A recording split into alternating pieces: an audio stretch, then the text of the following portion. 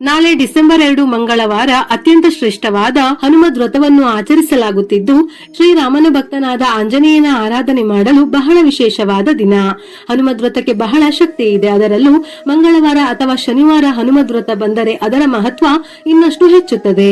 ಈ ದಿನದಂದು ಮಾಡಿದ ಪೂಜೆಯ ಫಲಕ್ಕೆ ದುಪ್ಪಟ್ಟು ಪುಣ್ಯ ಫಲ ಲಭಿಸುತ್ತದೆ.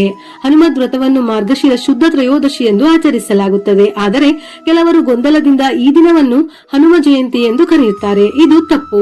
ಹನುಮ ಜಯಂತಿ ಆಚರಣೆಯು ಚೈತ್ರ ಶುದ್ಧ ಹುಣ್ಣಿಮೆ ಎಂದು ಹನುಮಂತ ಅವತರಿಸಿದ ದಿನವಾದರೆ, ಮಾರ್ಗಶಿರ ಶುದ್ಧ ತ್ರಯೋದಶಿ ಎಂದು ಹನುಮದ್ ವ್ರತವನ್ನು ಬ್ರಹ್ಮದೇವರ ಆದೇಶದಂತೆ ದೇವತೆಗಳು ಆಚರಿಸಿ ಪ್ರಖ್ಯಾತಗೊಳಿಸಿದ್ದಾರೆ. ನಾಳೆಯ ದಿನ ಸೂರ್ಯೋದಯಕ್ಕೆ ಮುನ್ನವೇ ಎದ್ದು ಸ್ನಾನ ಮಾಡಿ. ಸ್ನಾನ ಮಾಡುವ ನೀರಿಗೆ ತುಳಸಿ ದಳ ಮತ್ತು ಲವಂಗವನ್ನು ಸೇರಿಸಿ ಸ್ನಾನ ಮಾಡಬೇಕು. ಈ ದಿನ ಉಪವಾಸ ಮಾಡಿದರೆ ಶ್ರೇಷ್ಠ. ಹಳದಿ ಅಥವಾ ಕೆಂಪು ಬಣ್ಣದ ವಸ್ತ್ರವನ್ನು ಧರಿಸುವುದು ಒಳ್ಳೆಯದು. ಆಂಜನೇಯ ಮೂರ್ತಿಗೆ ವೀಳ್ಯದೆಲೆಯನ್ನು ಅರ್ಪಿಸಬೇಕು. ಹಾಗೆಯೇ ವಿಗ್ರಹವನ್ನು ಸಿಂಧೂರದಿಂದ ಅಲಂಕರಿಸಬೇಕು. ಹನುಮಂತನಿಗೆ ಇಷ್ಟವಾದ ಬೆಲ್ಲ ಮತ್ತು ಬೇಳೆಯನ್ನು ನೈವೇದ್ಯವಾಗಿ ಅರ್ಪಿಸಬೇಕು. ಇದರ ಜೊತೆಯಲ್ಲಿ ಲಡ್ಡು, ಬಾಳೆಹಣ್ಣು, ಪೇರಳೆ ಮುಂತಾದ ಹಣ್ಣುಗಳನ್ನು ಅರ್ಪಿಸಬಹುದು. ಹನುಮಾನ್ ಚಾಲೀಸಾ ಪಠಿಸಬೇಕು. ಬಡವರಿಗೆ ಅನ್ನ, ವಸ್ತ್ರ, ಧನ, ಧಾನ್ಯ ದಾನ ಮಾಡುವುದು ಒಳ್ಳೆಯದು. ಅಲ್ಲದೆ ಈ ದಿನದಂದು ಗುಲಾಬಿ ಮಾಲೆ ಹಾಕುವುದರಿಂದ ಹನುಮನ ಆಶೀರ್ವಾದ ದೊರೆಯುತ್ತದೆ.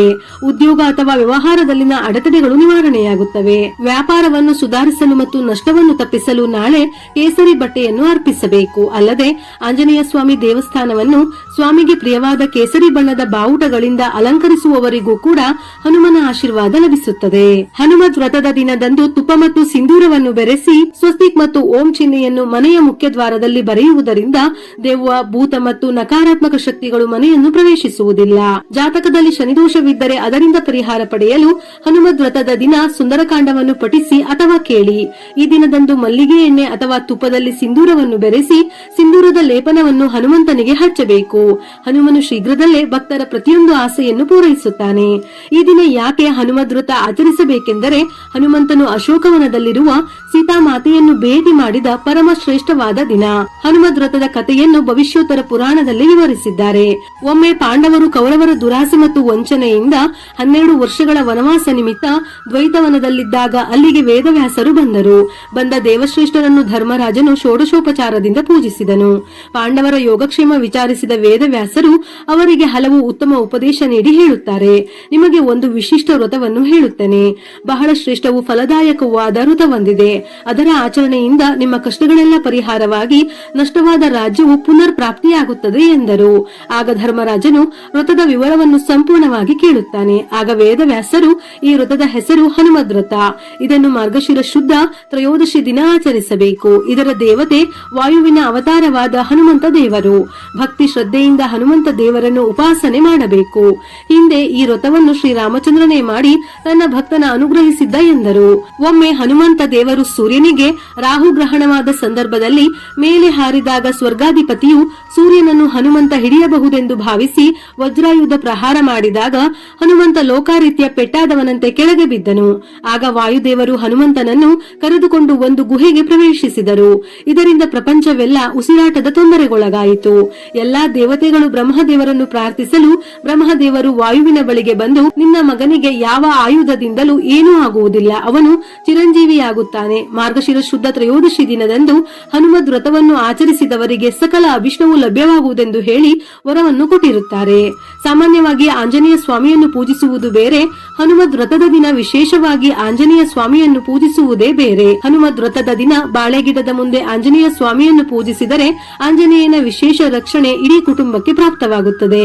ಒಂದು ವೇಳೆ ಬಾಳೆಗಿಡ ಇಲ್ಲವೆಂದಾದರೆ ಎಲ್ಲಾ ಹಬ್ಬಗಳಿಗೂ ಸಾಮಾನ್ಯವಾಗಿ ಮಾರುಕಟ್ಟೆಯಲ್ಲಿ ತರುವ ಬಾಳೆಗಿಡವನ್ನು ಅಥವಾ ಬಾಳೆ ಕಂದುಗಳನ್ನು ತಂದು ಆಂಜನೇಯನ ಫೋಟೋ ಇಟ್ಟು ಶ್ರದ್ಧಾ ಭಕ್ತಿಯಿಂದ ಪೂಜಿಸುವುದೇ ಹನುಮದ್ ವ್ರತದ ವಿಶೇಷ. ನಾಳೆಯ ದಿನ ವಿಶೇಷವಾಗಿ ತುಪ್ಪದ ದೀಪ ಅಥವಾ ಬೆಲ್ಲದ ದೀಪಾರಾಧನೆ ಮಾಡಿದರೆ ಶ್ರೇಷ್ಠ.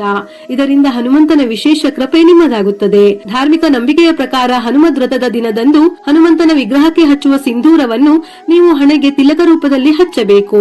ಇದರಿಂದ ನಿಮ್ಮ ವ್ಯಾಪಾರ ಹೆಚ್ಚಾಗುತ್ತದೆ.